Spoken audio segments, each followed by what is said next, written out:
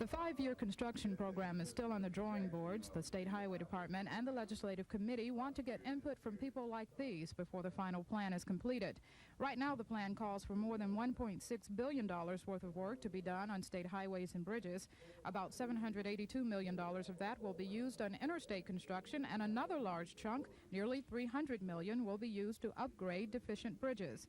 Most of the money, $1.3 billion, will come from the federal government. The state's share is $250 million, and local governments about $21 million. But officials say the implementation of the plan depends on whether or not the state can come up with its share by 1988. That in the next 5 years, it will need approximately $40 million per year just to be able to match the existing federal monies that we have available. Mr. Bass says he thinks the state will come up with the money, but he doesn't know how. Meanwhile, the Highway Department and the Joint Legislative Committee will hold 3 more meetings like this one. The final plan will be submitted for the legislature's approval during the next regular session. Reporting from Selma, this is Lois Russell, WSFA TV News.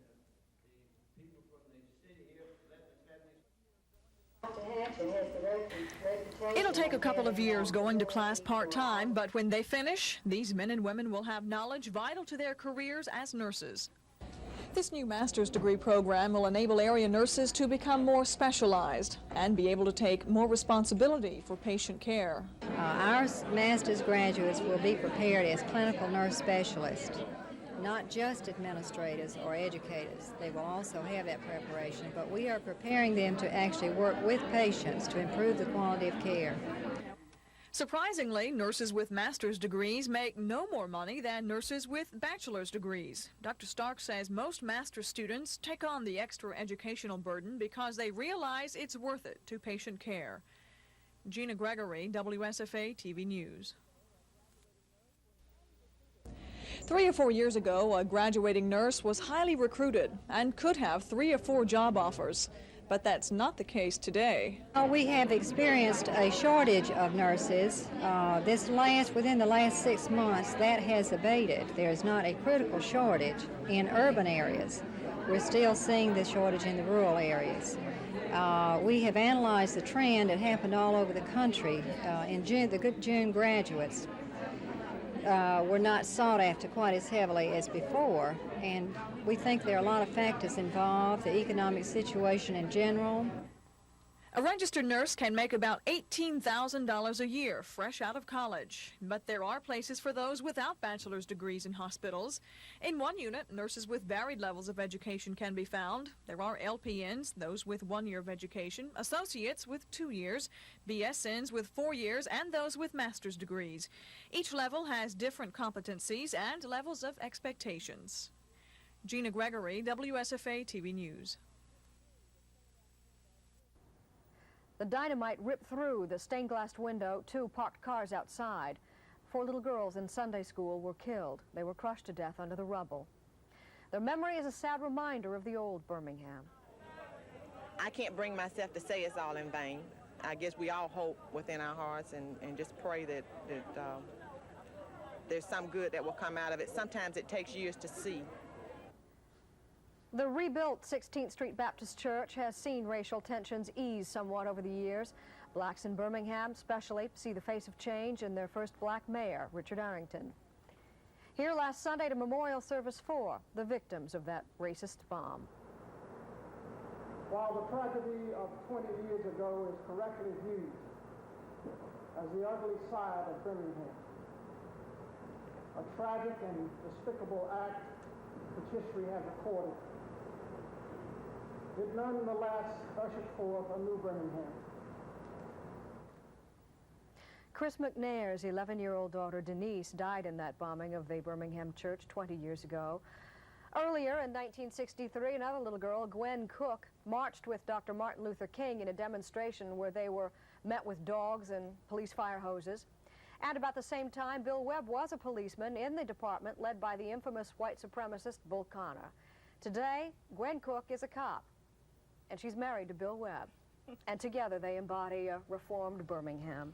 Let's go back to little Denise McNair, 11 years old. Did she even know what racism was? Oh, yeah, very much so. I had had the unpleasant opportunity to tell her what it was at 6 years old. We went to a Chris's store during the Christmas one time, and for some reason or other, she had to go to the restroom, and on the way down to the segregated restroom, she smelled the hamburgers cooking, and she wanted to buy the sandwich. I want a sandwich, Daddy. Well, she wasn't really hungry, but she's 6 years old. She's a child, and she's still insisting, just insisting. And I had to tell her that evening that she couldn't get a hamburger there. Why?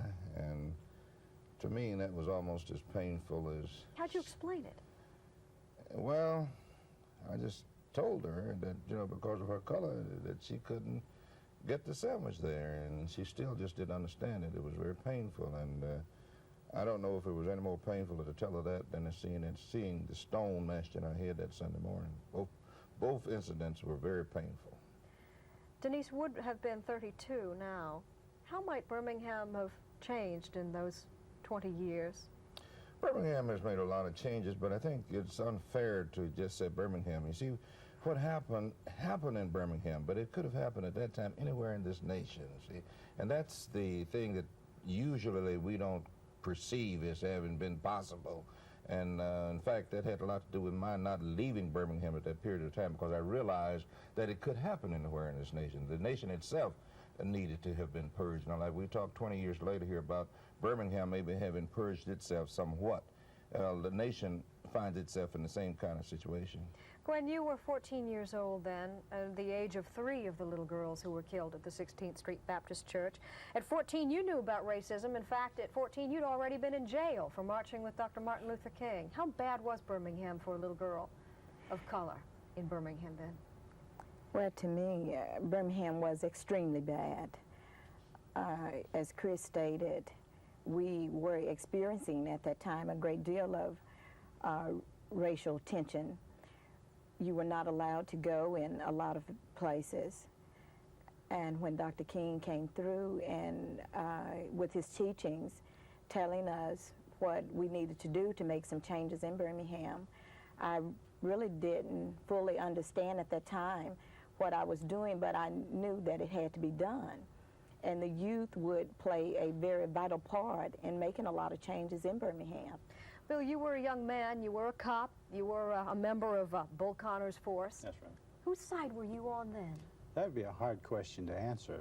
At that time, I would suppose you might say we were caught in the middle. We had what we had to do, we had to do. Many of us knew what we had to do was not right, but yet we had to do it anyway.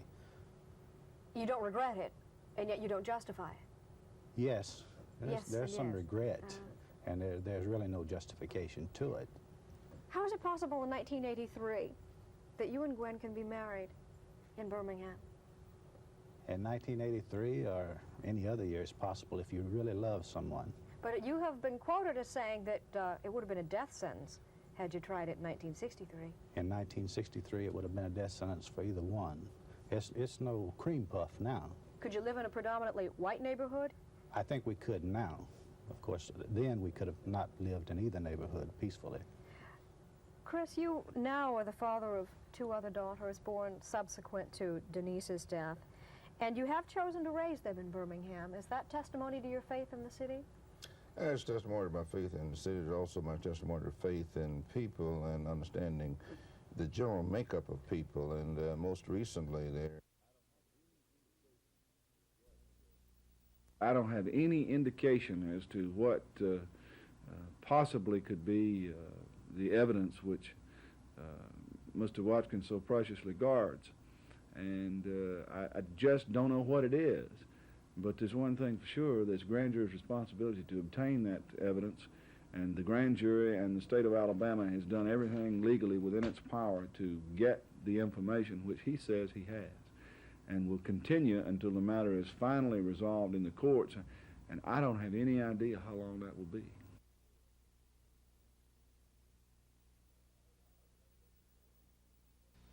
And you got, oh, I like that baby. He's got any face you want on that baby. We need to move on. And that's how we got our cartoons. what you do here today. What I saw being done by the volunteers and the people over at the Children's Center where I got my little medal, these are the things that make us a great democracy. It is not the nuclear weapon. It is not the incredible defense system. It is the strength of the individual and the contributions that we make every day.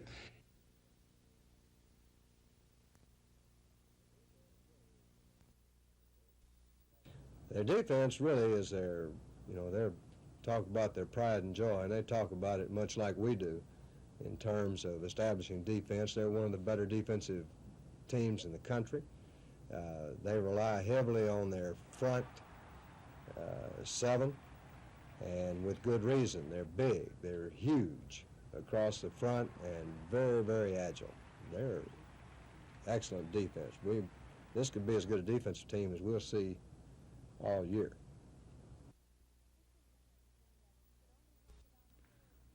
District Attorney Jimmy Evans could only talk about 4 of the 5 defendants indicted today.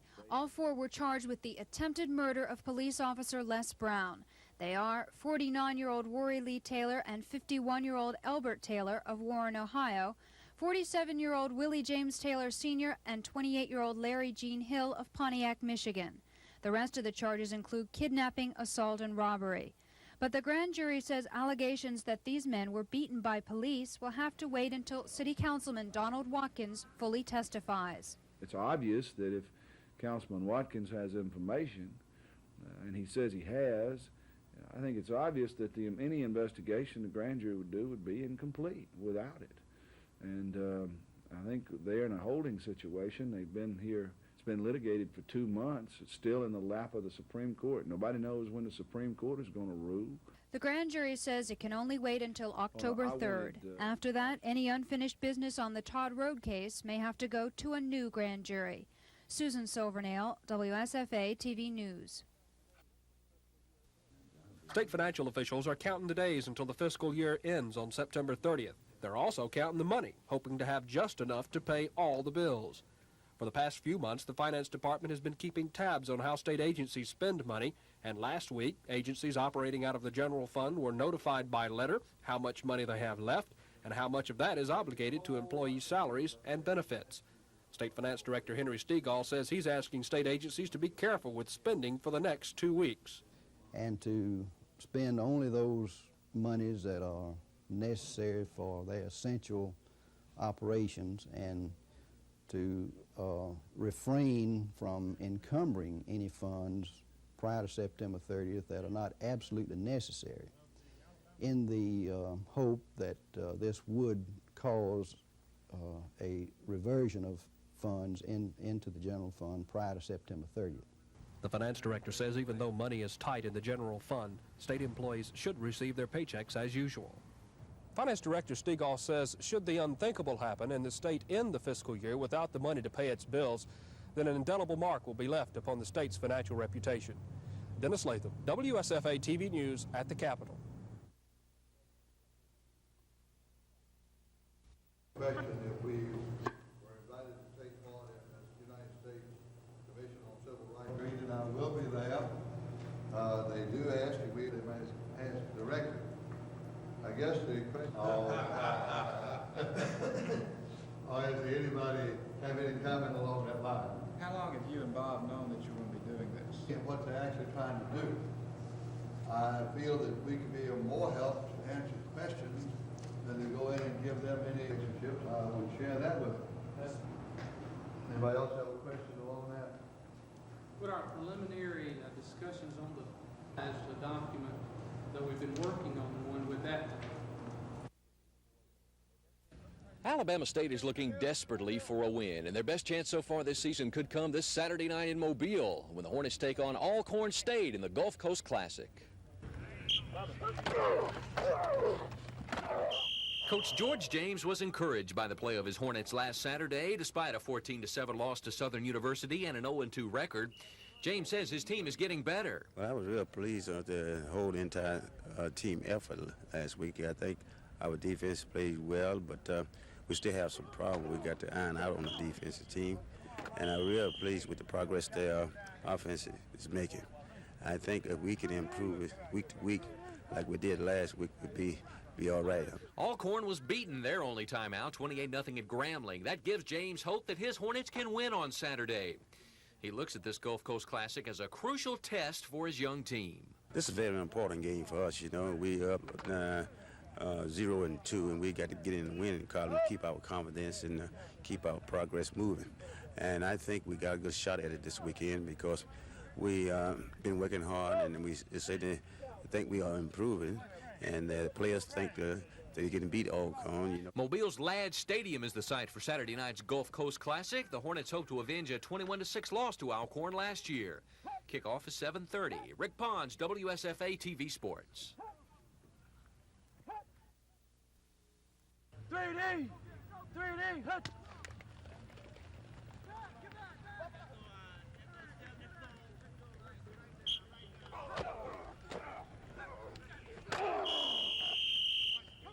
They got a good team. They haven't got any freshmen on the first and second unit, so they got a good team, and they're real tough, and we think we can handle them. And I think we are learning to handle the tough teams now because we know we have to be on our P's and Q's, and we're playing good ball against a tough team now.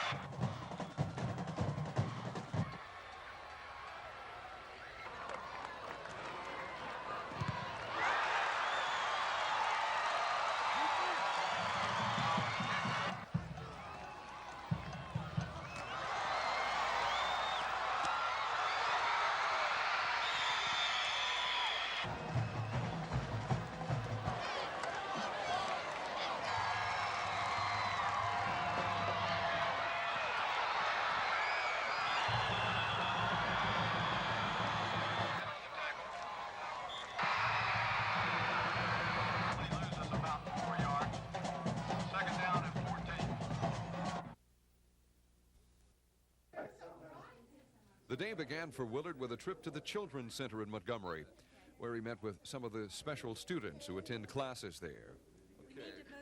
In a surprise for Willard, the kids had prepared a presentation in their auditorium, including a large poster and gifts. The Children's Center is one of the local agencies that receives funding from the Montgomery Area United Way. And after his visit, it was off to a jam-packed Governor's House meeting room where a record crowd of more than 800 volunteers and supporters waited for Willard Scott's appearance at this year's kickoff luncheon, including at the head table, Governor George Wallace, Montgomery Mayor Emery Falmer and his wife Anita, and a host of United Way group leaders. This year's United Way chairman Chuck Whitehurst told the audience that the 1983 goal will be a record $2.6 million. Then it was time for Willard to meet the crowd and do his mapping.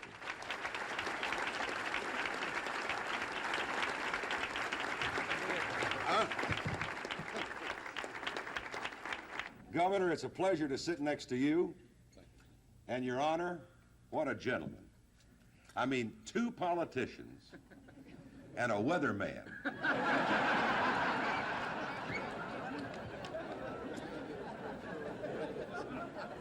We may be here till midnight, folks. Afterwards, this year's United Way poster child, Christy Reeves, was presented as a symbol of all the United Way stands for in the Tri-County area. And with a campaign now underway, more than 2,000 volunteers and supporters will be trying to help touch the lives of more people like Christy, the United Way. I'm Bob Howell, WSFA TV News.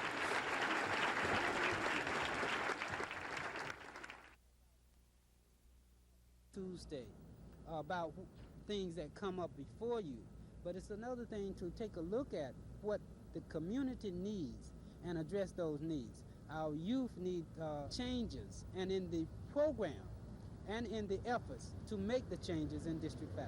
Well, the mayor brags about the fact that he have voted with him. Council have been controlled by Mayor Emery Falmer, and they want a change from that. They want someone that's going to be responsive and committed to the district and the people in the district, someone that's willing to work with them.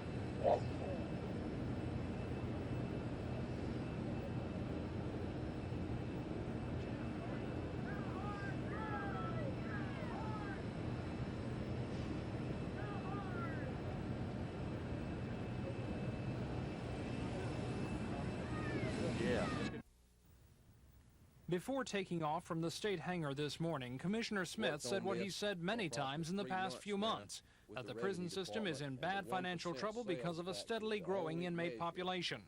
But today, for the first time, he talked about what might become specific solutions for the problem.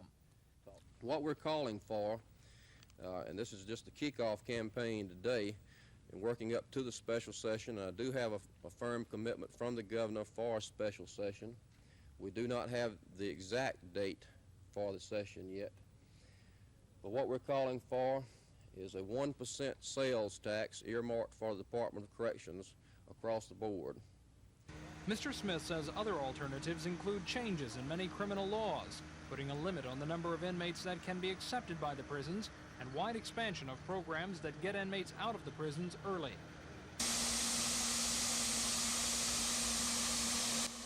After this morning's news conference, Mr. Smith left for Mobile, the next stop in what he calls the first step toward bailing out the prison system. Later today, the prison commissioner will go on to Huntsville and Birmingham, where he will continue to seek the public's help in solving the prison system's problems. Tom Foreman, WSFA TV News at the State Hangar. Leaving Montgomery's Danley Field for stops in Mobile, Huntsville, and Birmingham, Mr. Smith kicked off what he calls the first step in solving the prison system's financial problems, letting people know what those problems are. We're talking about total inmates without beds of 2,819, or nearly 6 brand new prisons we'll need next year alone. To try to solve the problems, Mr. Smith says there will be a special legislative session, probably in November. I do have a firm commitment from the governor for a special session. We do not have the exact date for the session yet. But what we're calling for is a 1% sales tax earmarked for the Department of Corrections across the board. Mr. Smith says there are other alternatives to the sales tax, like changes in criminal laws, placing a limit on the number of inmates allowed in the system, and a wide expansion of programs to get inmates out of the prisons early. Mr. Smith says it may all come down to a public vote, and though he doesn't favor building more prisons, he says the final decision will be with the voters. Tom Foreman, WSFA TV News at Danley Field. The prison commissioner today took what he calls the first step in solving the prison system's financial problems, announcing in Montgomery, Mobile, Birmingham, and Huntsville that there will be a special legislative session. But what we're calling for is a 1% sales tax earmarked for the Department of Corrections across the board, or an alternative of changes in many laws on the books today, putting a cap on the capacity that we can take into the state system, and certainly with a wide expansion of the SRR program that is presently going on. We've got to do one or the other.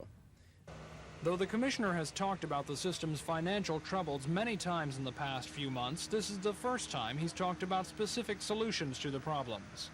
Which of the solutions is the right one is a decision Mr. Smith says does not belong to him alone.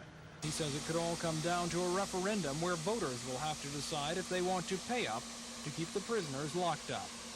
Tom Foreman, WSFA TV News at Danley Field.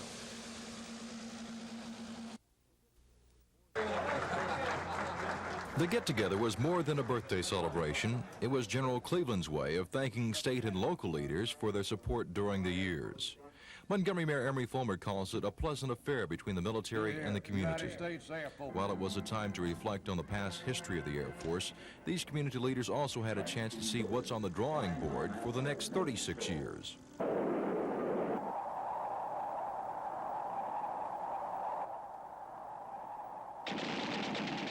General Cleveland says Air University's contribution to the future will not be in hardware, but in ideas. Well, we in Air University are charged with what I consider a sacred responsibility for being the safekeeping and the guardian of the professionalism of the United States Air Force. And we don't have many airplanes out here that we fly, and we don't monitor research and development for the future of the Air Force. We concentrate our efforts on developing the leaders of the future Air Force, both officer and non-commissioned officer.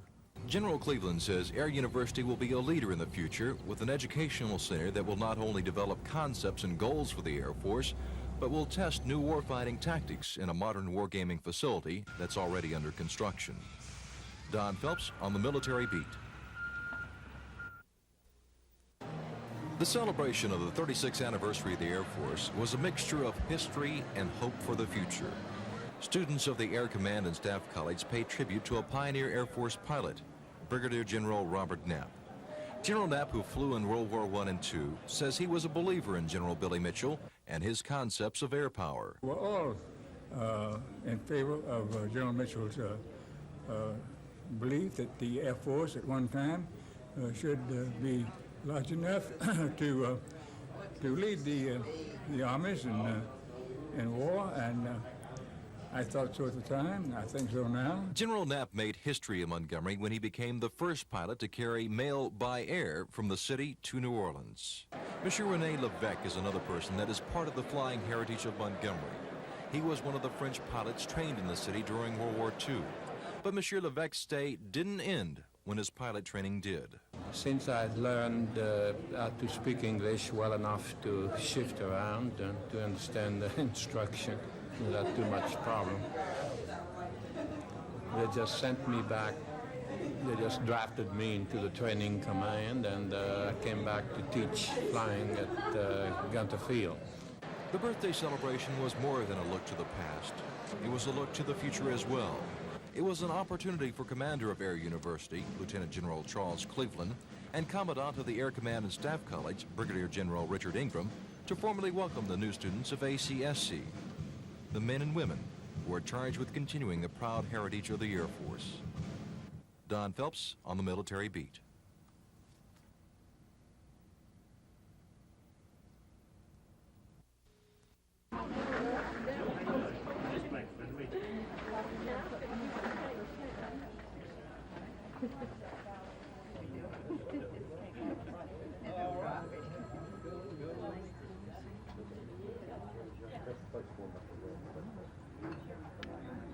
Cut this cake right here too then. Good ringing.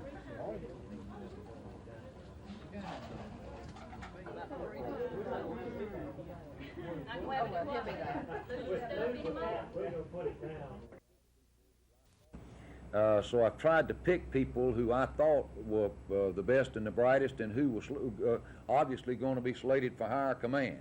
They've come in, they've all received promotions. Yes, they have. As I said, I've made approximately 192 other promotions in the department, so I don't see how that question can even be asked.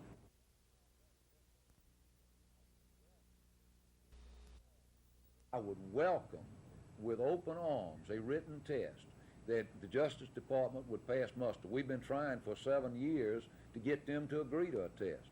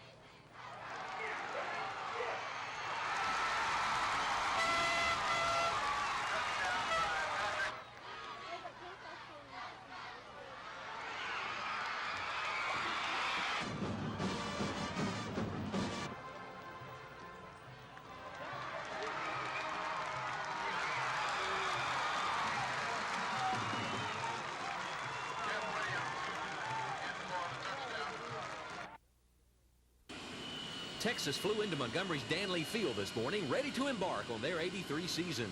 The Longhorns have yet to line up and play a game. Coach Fred Akers says that's a disadvantage against a team like Auburn that already has a win under its belt. Yeah, that concerns me, and I think that more times than not, a football team is going to improve more between that first and second game than any other two games during the season. Injury problems are plaguing the Longhorns. Several players are listed as doubtful, and quarterback Todd Dodge is out. Needless to say, that has Akers concerned. We've been weakened. We've got some awful good football players that are going to be sitting at home watching this on television. At Auburn, Coach Pat Dye knows tomorrow's contest is perhaps the biggest in his 3 years on the Plains, but he says everything must be taken in context. Well, I think it's a big game, but you know, we look at our season. We got a lot of big games this season, and we think Texas is a great football team, but I'm not sure they're the best team on our schedule. We'll find out a lot about them Saturday. Find out a lot about ourselves. A regional television audience and sold-out Jordan-Hare Stadium crowd will view tomorrow's Auburn-Texas clash. Kickoff is 11:30. In Tuscaloosa, Coach Ray Perkins goes after win number 2 against SEC rival Ole Miss. The Rebels come in at 0-2, a deceptive record, says Perkins. The Rebels feature a potent passing attack led by quarterback Kent Austin. It could provide a stern test for the Crimson Tide's young secondary. Yeah, but I think, I think last week our secondary did a good job. We're going to bend. Every defense is going to bend when you're talking about throwing the football. Every defense is going to bend, and you're going to give up yardage. But the number one thing is how many points do you give up? That's the key. New Rebel coach Billy Brewer is one of those that believes Alabama is as good as always. He expects nothing different Saturday. Coach Perkins, I don't think they'll miss a step. He's an outstanding coach, and Alabama's a great tradition, and I'm sure they, will do the job. Sold out Bryant-Denny Stadium is the site for Alabama versus Ole Miss. Kickoff tomorrow is 1:30. RSE stands for Rate Stabilization and Equalization. It's a method that bypasses regular rate-making procedure and bases rates on the utility's return on its investment. This departure from the normal process is one of the reasons the RSE was challenged. The groups that took the question to court were concerned that they would not get to participate in the rate-making process because of the provision for automatic adjustments in rates. The High Court put aside this allegation, as it did the question of the Public Service Commission's authority to establish the new rate in the first place. Chris Conway of Alabama Power Company says the new procedure provides an option for utility rates to make gradual changes up or down. It's a series of rate adjustments that are available, and the concept is really very simple. It allows the company to get into a range of return on its investment, the range being from 13.5% to 15%. If we are not in that range, then there's provision for small increases periodically throughout 1984, and we had one during 1983. And then if we should exceed that range, there's a provision for a decrease in the rates. Attorney General Charles Groddick wasn't available for comment on the Supreme Court ruling, but a spokesman for an industry group, Jim Brooks, called the ruling disappointing and says guaranteeing utilities a return on investments won't enhance Alabama's industrial climate. Dennis Latham, WSFA TV News at the Supreme Court.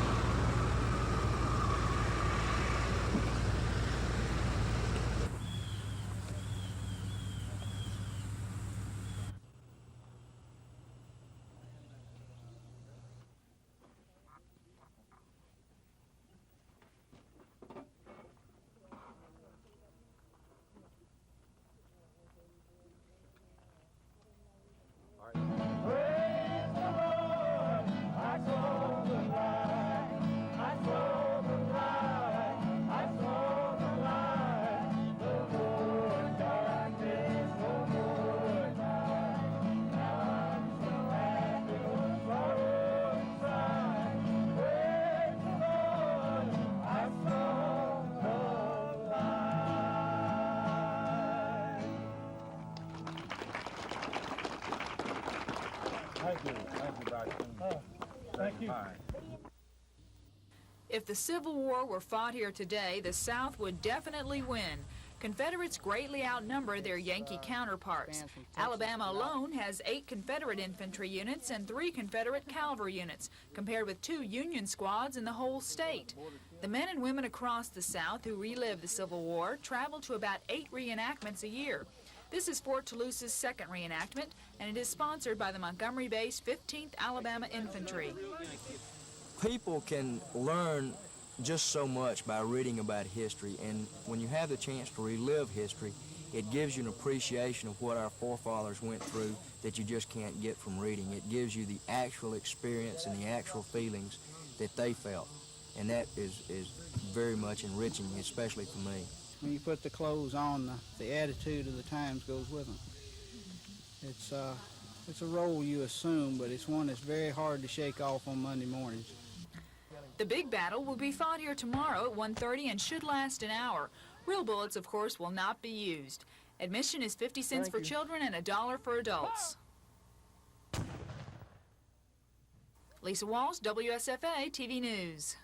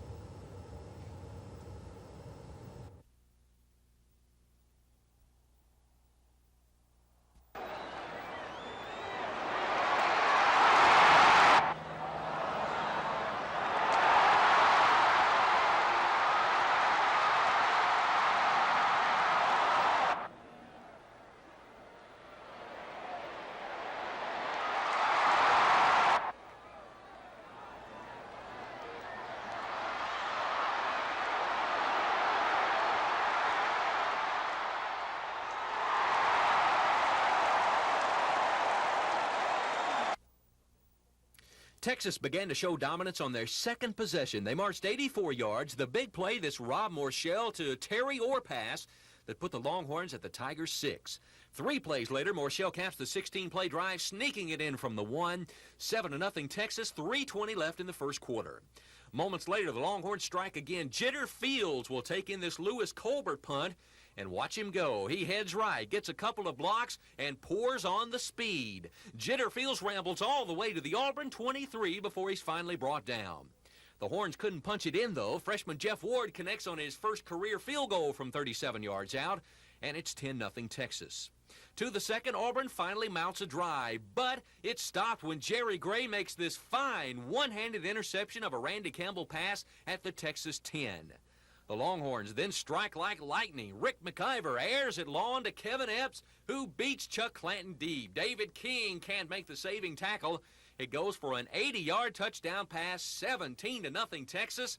The Horns led it 20-0 at halftime. Auburn opened the second half with a drive into Texas territory. But on 4th and 6 at the 31, the Texas rush forces Campbell to unload this pass that falls short. The Tigers avoided the shutout late in the game. Pat Washington led Auburn 95 yards with Bo Jackson diving it over from the 1. But it wasn't to be the Tigers' day. Texas goes on to beat Auburn the final 20-7.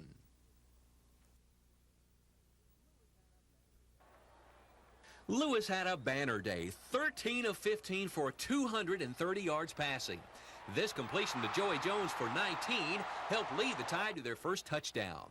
Joe Carter gets it in from the 1, 7-0 Alabama.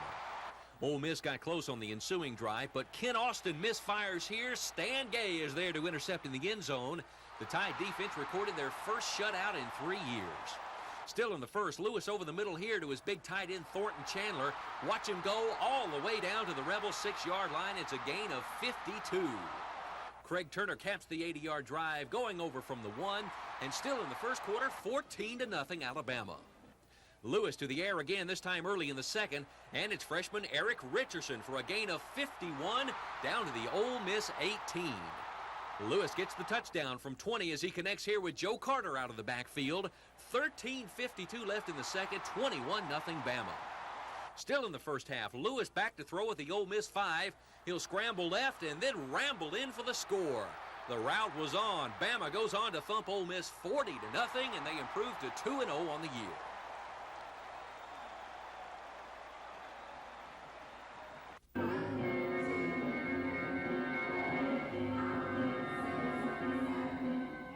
Stephanie Jones dreams of dancing on a New York stage. To get there, she bends and stretches, sweats and strains for as many hours a day as she can. I dance here, and I try to get all the classes from other schools that I can. And at home, I spend a lot of my time working out at home. And somewhere in between all the dance classes, Stephanie goes to high school. Dance and school mix together better now that she's at the Carver Arts Center. This year, I really wanted to go to the Fine Arts School in Birmingham, but my parents weren't really ready for me to go off. And then when they started this school, I was really excited.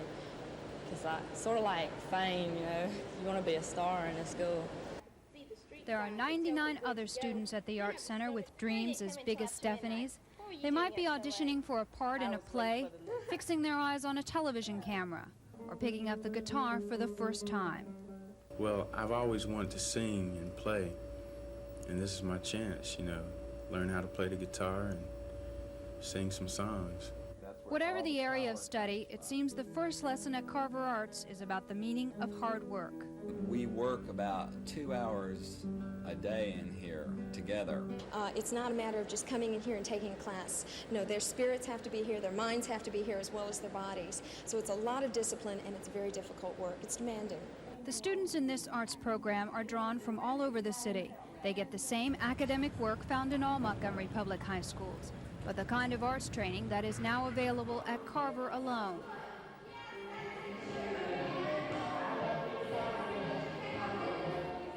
Not all 100 students will make it as professional artists, nor should they, say school officials.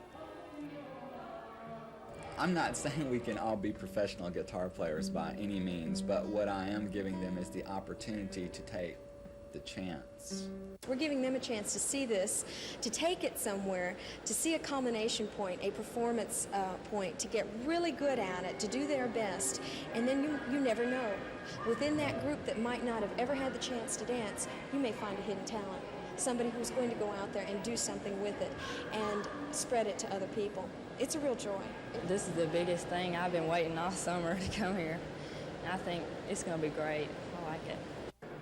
Susan Silvernail, WSFA TV News. Yes, Dad, come on back when you get ready. Well, I think the United States ought to take care of their part and let the others take care of their part.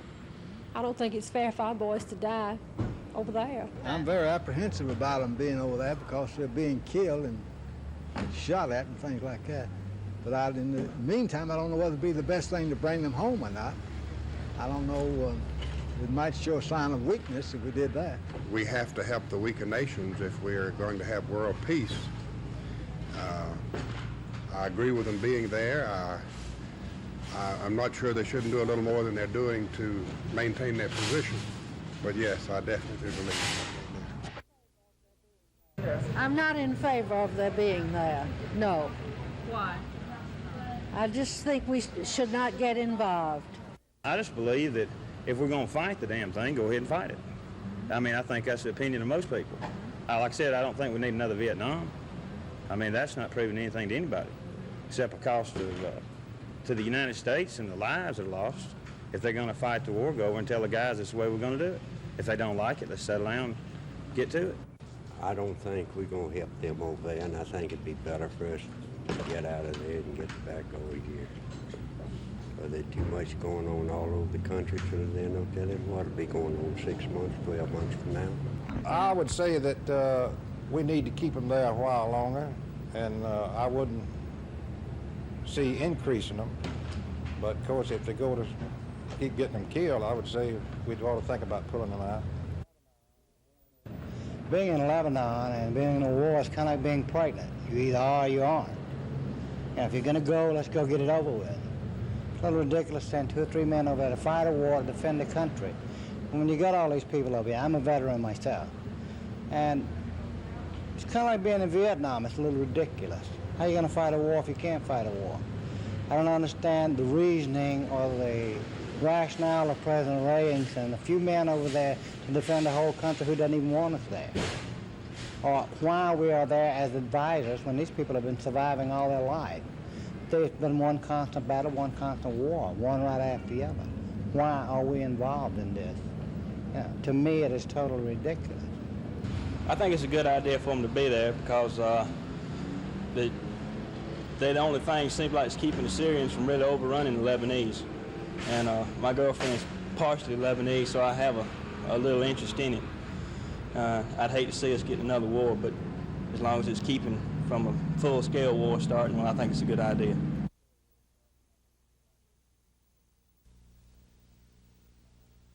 While Sheriff Hewlett was lying in the intensive care unit at a Montgomery hospital early this morning, authorities say 26-year-old Clarence Timmons called him up at the Lowndes County Jail to turn himself in, ending an all-night search that involved law officials from all over the area. The whole thing started here, at a baseball field back in the woods near Calhoun. Authorities say this is where Sheriff Hewlett came to serve a non-support warrant on Timmons. They say there was a scuffle and Sheriff Hewlett was shot twice with his own pistol. Then they say Timmons fled. Today, the Lowndes County Jail was still being flooded with phone calls, offers of help, and questions about the sheriff's condition. Well, he's showing a little improvement this morning. He was operated on last night.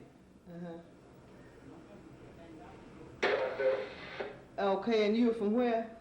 McKenzie? Okay, we appreciate you calling.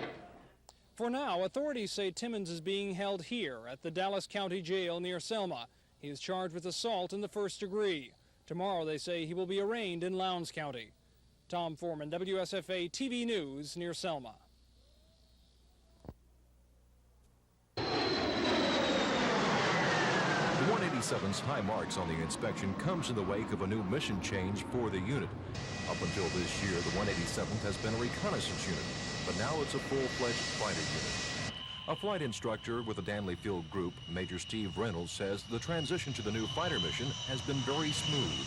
I think everybody's been real pleased that we got the fighter mission now. We had a lot of high RF4 experience that's helped a lot in the conversion.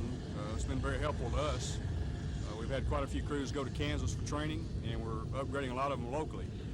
And as far as I can tell, everyone's been very enthusiastic about it and looking forward to being fighter pilots. One of those pilots who is undergoing new training is Captain Scott Payne. He's been flying with the 187th for the past 9 years. But instead of taking pictures now, he's learning new tactics for aerial and ground combat. A lot of people think that you only spend 2 days a month out at this place if you're an aircrew member. It's a little bit different than that in that you've got a fairly complex weapon system here, and we spend somewhere between 5 and 7 days every month flying this airplane to maintain the type of proficiency that the Air Force requires for us to pass inspections. So it's not just a few days, it's several days every month, so it's a big part-time job for all of us.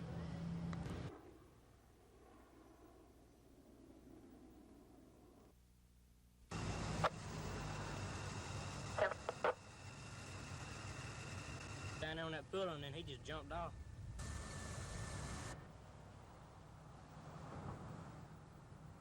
And he jumped off right here, and he came back up to the top. He didn't come all the way to the top, about that much coming up out of the water, and he's shaking his arm and went back up under. So, did you see him standing up on the bridge? Yeah, he hung his head over and saw us, and then I told him not to jump off this thing, and then he jumped off.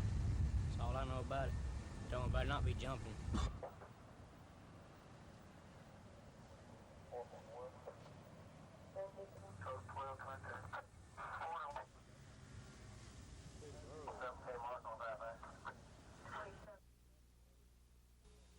Glad to say About 200 Koreans from the Wiregrass came to the Enterprise Civic Center to protest the downing of Flight 007 and pray for the victims.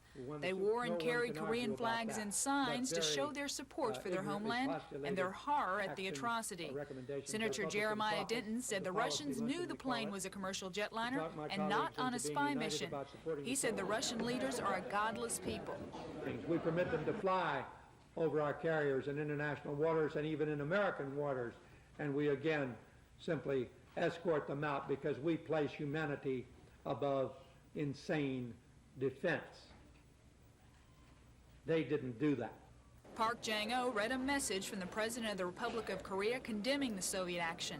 After the speeches, the Koreans went outside to sing their national anthem and burn an effigy of Yuri Andropov, the man they hold responsible for murdering their countrymen, Korean and American. Lisa Walsh, WSFA TV News Enterprise.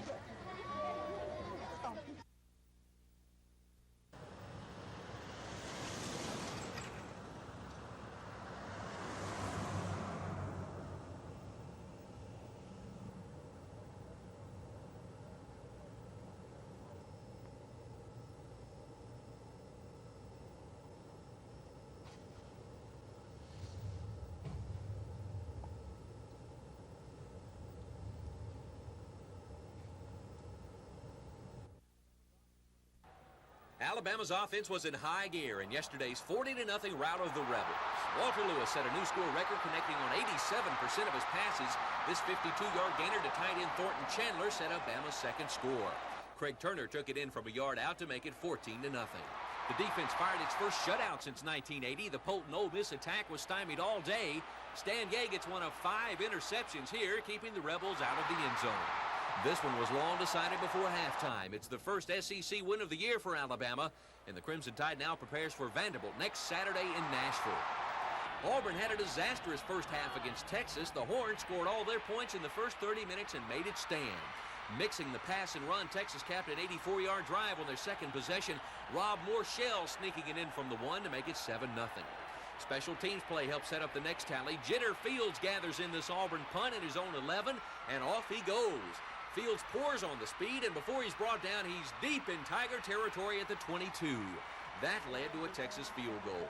Early in the second, the Horns burn Auburn deep. Rick McIver connects with Kelvin Epps here, and it's a foot race to the end zone. An 80-yard touchdown. Texas led it 20-0 at halftime. Auburn avoided the shutout in the fourth as Bo Jackson dives it over from the 1, but it goes as a 20-7 loss. The Tigers will now try to regroup next Saturday at Tennessee.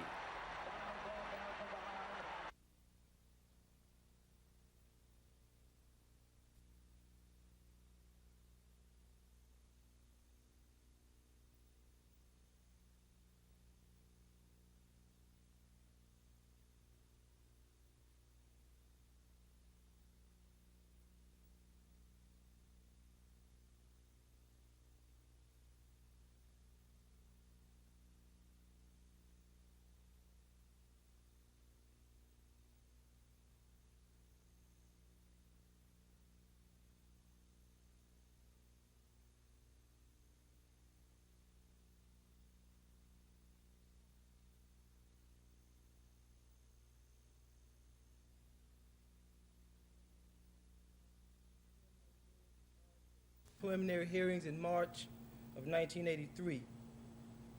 You have reported to the media on several occasions that the grand jury was stalled in its investigation of police beatings of the to identify certain police officers who confirmed the beatings, to bring all witnesses directly to your office for questioning by your staff. The above, it is not unusual to request these commitments in cases involving police cover-ups. I perceive them to be a bare minimum of assurances I need to transfer the burden of the officer's safety and welfare from my shoulders to yours. The 2 officers involved are my best sources on the Todd Road cover-up.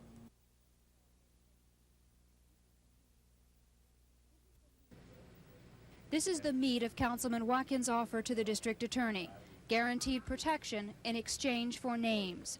Mr. Watkins says he will reveal the identities of 2 policemen in order to confirm allegations of police beatings if the DA grants the 2 officers total immunity from criminal prosecution. All this comes from a letter the councilman sent the district attorney. That letter was read to the news media by Mr. Watkins' attorney. I'm at the point now where I can provide you with the names of 2 officers whose testimony would assist you in piercing what they refer to as the Todd Road cover-up. Until now, Mr. Watkins has refused to tell a special grand jury all he knows about the Todd Road case, where 4 people have been charged with the attempted murder of a policeman. Mr. Watkins alleges these same defendants were beaten during police questioning. He's still appealing a contempt of court citation. According to the letter, the councilman also wants the DA to give his two sources 24-hour security and help in moving to another town. It is not unusual to request these commitments in cases involving police cover-ups. I perceive them to be a bare minimum of assurances I need to transfer the burden of the officer's safety and welfare from my shoulders to yours. District Attorney Jimmy Evans got the letter from Mr. Watkins at the same time it was being read to the media. He declines to comment on it today, saying it deserves a studied response, and he will consider it. Would it be a fair question to ask why he didn't come forward with this proposal at the beginning? But reaction from Mayor Emery Fulmer came swiftly. He was there when the letter was read. Now that he's about to exhaust his appeals, he comes up with this list of demands for him to be able to testify. I think it is outrageous. Mr. Watkins was unavailable for comment. Susan Silvernail, WSFA TV News. But we get caught trying to implement and trying to work with whatever comes, have a way to effectively work together in the politically work with other others in that same list, though, that we probably could support, including increased appropriations for classroom supplies and materials. Those are the kind of things that I think all of us can agree on. No feedback whatsoever, no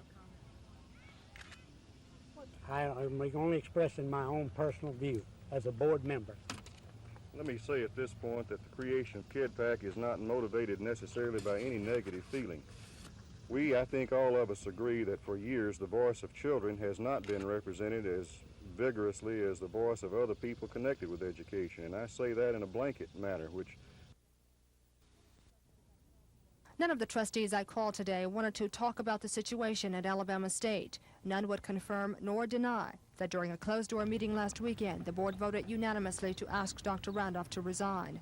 Dr. Randolph reported to work today. He instructed his secretary to tell reporters he wasn't making any comments surrounding his possible resignation. Just last week, the Faculty Senate gave Dr. Randolph a vote of confidence and called for unity within the university. Faculty leaders say they haven't planned a meeting at this time whether to counter that vote of support. The students are also expressing a vote of confidence for Dr. Randolph. Student Government Association leaders are preparing a resolution to present to the Board of Trustees at their Saturday meeting. The resolution is in support of the president. We would not like to see our President Randolph leave. We feel that now we have a president that is capable or that is willing to work with the students, and we have seen him help us out a great deal the past year that he has been here, and we feel that really the time that he has been here is too short to try to decide whether he has been good for the university or whether he's being a detriment to the university. We'd like to see him stay, and we're behind him 100%. The resolution may do little good when it's presented at the upcoming meeting. It's not known how much of an impact, if any, the students' endorsement may have on Dr. Randolph's future as president, which at this point appears to be in jeopardy. Kim Davis, WSFA TV News. Work with other organizations and other groups of people who have a real common interest. No feedback whatsoever, no comment. a way to be identified as pro-education without having to follow the dictates of any particular I think all of us agree that for years the voice of children has not been represented as vigorously as the voice of other people connected with education, and I say that in a blanket manner, which would include teachers, other employees, superintendents, principals, and everybody else. The fact is, though, that there must be some vehicle that represents what's good for public education, quality. Work with other organizations and other groups of people who have a real common interest, because we get caught trying to implement and trying to work with whatever comes